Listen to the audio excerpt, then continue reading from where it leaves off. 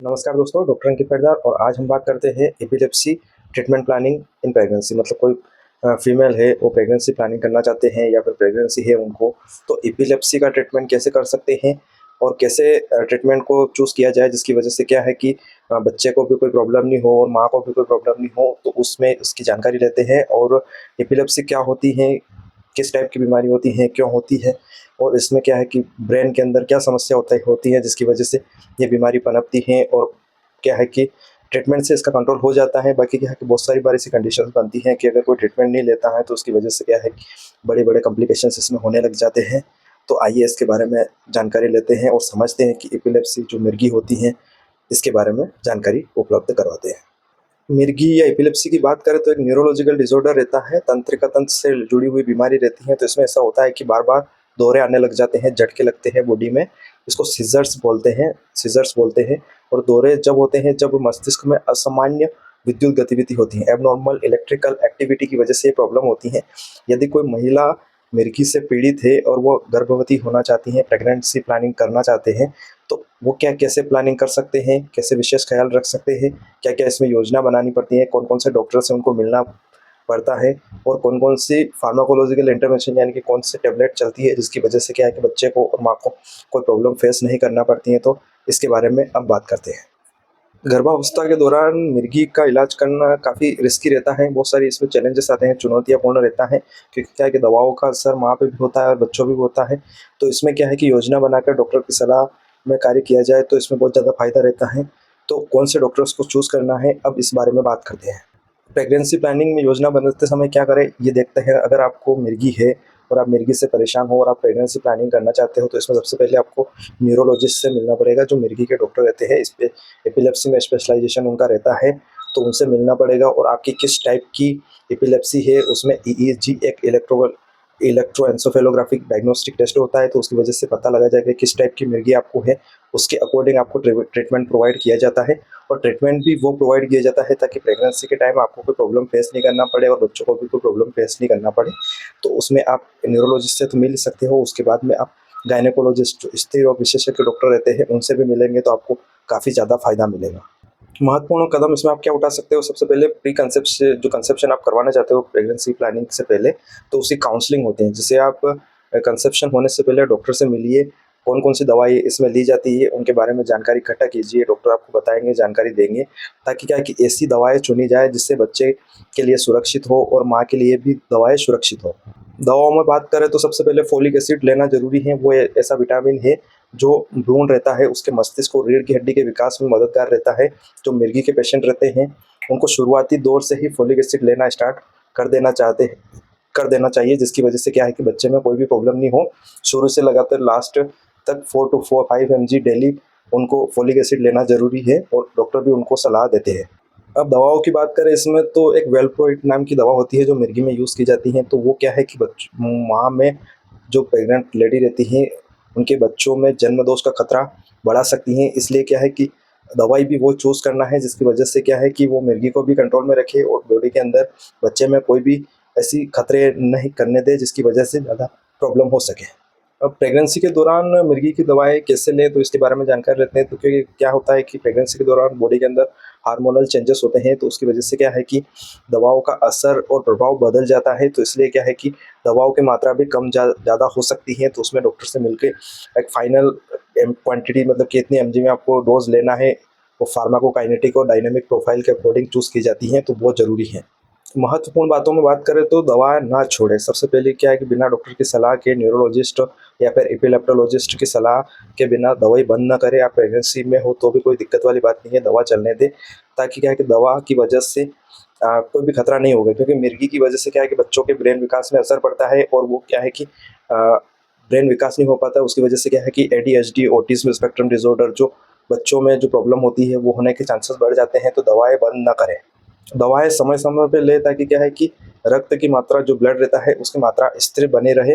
और मॉनिटरिंग भी करा सकते हो आप। एक ब्लड टेस्ट होता है, उसमें सुनिश्चित किया जाता है कि जो दवाई आप ले रहे हो उसकी मात्रा ब्लड के अंदर कितनी है, कितने क्वांटिटी में ज़रूरत है, कहीं कम तो नहीं है या फिर पर्याप्त मात्रा है। तो उसके बारे में जानकारी इकट्ठी करके वो दवाएँ सही रूप से आपको दे सकें।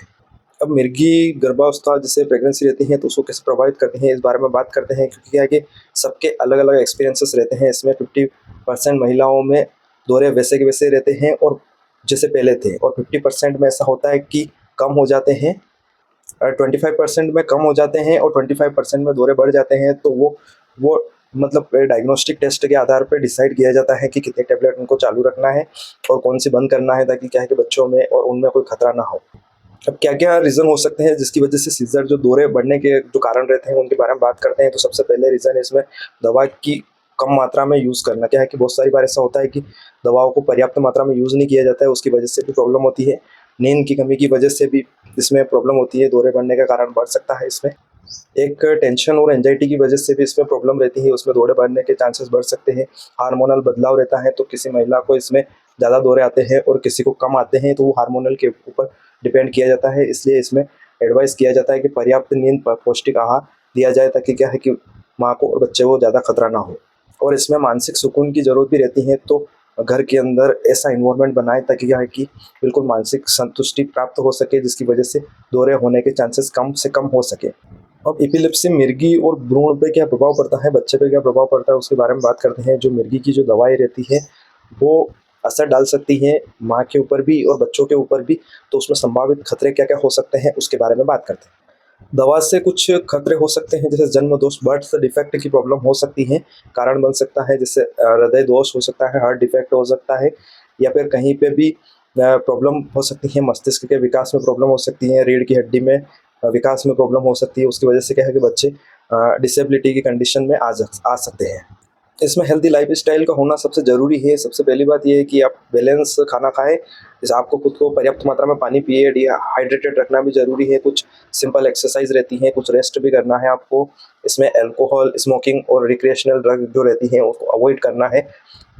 क्या होता है जब सीज़र मतलब मिर्गी के दौरे प्रेग्नेंट लेडी को आते हैं, तो इसमें क्या क्या हो सकता है। जो मोस्ट सीज़र्स रहती है वो समय के साथ चली जाती है, 1-2 सेकंड के लिए आती है और चली जाती है। बाकी क्या है कि इसका डर पेशेंट के माइंड में बैठ जाता है, जो प्रेग्नेंट लेडी रहती है उनके माइंड में बैठ जाते हैं। तो ये डर ही बार बार सीज़र आने का खतरा बढ़ाता है। एक माइल्ड सीज़र रहती है, एब्सेंट सीज़र बोलते हैं इसको, फोकल सीज़र भी बोलते हैं। ये बच्चे को कोई भी हार्म नहीं पहुंचाती है। एक टोनिक क्लोनिक सीज़र रहती है, इसमें फुल बॉडी कन्वल्शंस रहते हैं, पूरी बॉडी के अंदर ऑक्सीजन फ्लो कम हो जाता है, उसकी वजह से झटके आते हैं। तो इसमें क्या है कि मिसकैरेज और ट्रॉमा होने के चांसेस ये बढ़ा देती है। अब सीज़र आने पे क्या करें, सबसे पहले एक पोजीशन पे आप लेट जाएं, और कहीं पे भी कोई प्रॉब्लम हो तो एक जगह लेट जाए, चोकिंग होने से खुद को बचाएं, खुद को इंजरी होने से बचाएं। एक जगह बैठ जाए, और सीज़र अगर 5 मिनट से ज़्यादा रहता है तो एक जगह बैठ जाए, ताकि क्या है कि कहीं पे भी आप हिट ना हो पाए, आपका सिर कहीं पे टकरा ना पाए। इसकी वजह से क्या है कि ज़्यादा प्रॉब्लम नहीं हो और बॉडी मूवमेंट धीरे धीरे कम होता है। उसके बाद आप रिलैक्स पोजीशन में आ जाए। इमोशनल वेलबींग भी सबसे ज़रूरी है। प्रेगनेंसी है और मदरहुड की कंडीशन है, तो इमोशनली स्टेबल होना भी ज़रूरी है इसमें। क्या कि वुमेन्स के अंदर क्या होता है कि एपिलेप्सी के दौरान डर बन जाता है, गिल्ट बन जाती है, स्ट्रेस बन जाती है। उसकी वजह से क्या है कि वो खुद को अकेला महसूस करती है, और उसके बारे में क्या है कि बार बार डर बना रहता है, डॉक्टर से खुल के बता नहीं पाते हैं वो। तो उसमें ज़्यादा प्रॉब्लम उनको होती है, एंजाइटी होने लग जाती है। तो इसमें कुछ सपोर्ट ग्रुप रहते हैं, अपने फैमिली मेम्बर्स से, पार्टनर से ये बातें शेयर करें, और अगर इससे भी बात नहीं बनती है तो काउंसलिंग ले सकते हैं आप। इसमें भी आपको ज़्यादा फ़ायदा मिलता है। मतलब क्या है, होता है कि 90% जो वुमेन्स रहती हैं उसमें एपिलेप्सी के दौरान नॉर्मल प्रेगनेंसी होती है, बेबी और मदर को कोई भी प्रॉब्लम नहीं होती है बिल्कुल। और गुड प्लानिंग और रेगुलर चेकअप्स आप करवाते हैं तो उसमें बहुत ज़्यादा आपको फ़ायदा मिलता है। मेडिकेशन आपको स्टॉप नहीं करना है। कोई भी टेबलेट आपकी चल रही है तो वो रेगुलर वे में चलने देना है। फॉलिक एसिड भी आपको डेली लेना है, वो सेफ मेडिसिन है बच्चों के लिए। और क्या है कि बच्चों के लिए डिफेक्ट की प्रॉब्लम क्रिएट नहीं करती है। तो इसमें क्या है कि आप मेडिकल हेल्प ले सकते हो, आपको कोई भी कन्फ्यूज़न रहता है। बाकी क्या है कि कहीं भी मेडिकेशन वगैरह जो डॉक्टर चालू करते हैं उसको स्टॉप नहीं करना है। अगर आप एपिलेप्सी के दौरान प्रेगनेंसी की प्लानिंग कर रहे हो तो आपको ज़्यादा नहीं, थोड़ी-सी एक्स्ट्रा अटेंशन की ज़रूरत रहती है इसमें, और ये ओके है आपके लिए। आपको कोई राइट सपोर्ट मिल जाता है, कोई न्यूरोलॉजिस्ट हो गया, गायनेकोलॉजिस्ट हो गया, आपको समय-समय पर गाइड करेंगे, तो आपकी जर्नी अच्छी होगी, प्रेगनेंसी की कोई प्रॉब्लम नहीं होगी, आपके बच्चे को भी कोई प्रॉब्लम नहीं होगी, आपके अंदर कॉन्फिडेंस बना रहेगा, स्ट्रेंथ और एबिलिटी भी आपकी अच्छी रहेगी, तो आपको कोई भी प्रॉब्लम फेस नहीं करवाना पड़ेगा। तो क्या है कि डायग्नोसिस ज़रूरी है इसमें। तो डायग्नोसिस आप देखेंगे, उसके बाद में क्या है कि सारी चीज़ें ऑटोमेटिक होने लग जाएगी और आपको पता नहीं चलेगा। वैसे तो डॉक्टर डिसाइड करते हैं कौन सी मेडिसिन लेना है। बाकी मैं कुछ आपको बता देता हूँ कि सेफ एंटी सीजर मेडिकेशंस कौन सी होती हैं जिनको प्रेगनेंसी में दी जाती हैं।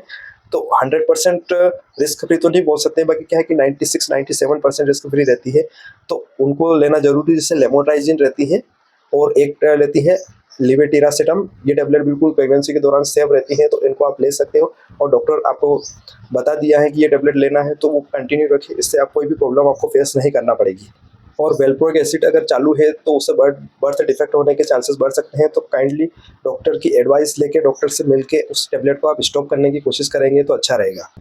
तो ये हमारी जर्नी थी एपिलेप्सी के बारे में। जो प्रेगनेंसी प्लानिंग करते हैं उनके मन में डर रहता है, तो डर को बाहर निकालें, आप न्यूरोलॉजिस्ट से मिले, गायनेकोलॉजिस्ट से मिले और अपने डर को खत्म करें और एक अच्छी प्रेगनेंसी प्लानिंग करें। इसमें कोई शंका वाली बात नहीं, अच्छी जर्नी रहेगी आपकी, कोई भी प्रॉब्लम आपको फेस नहीं करना पड़ेगी। Thank you.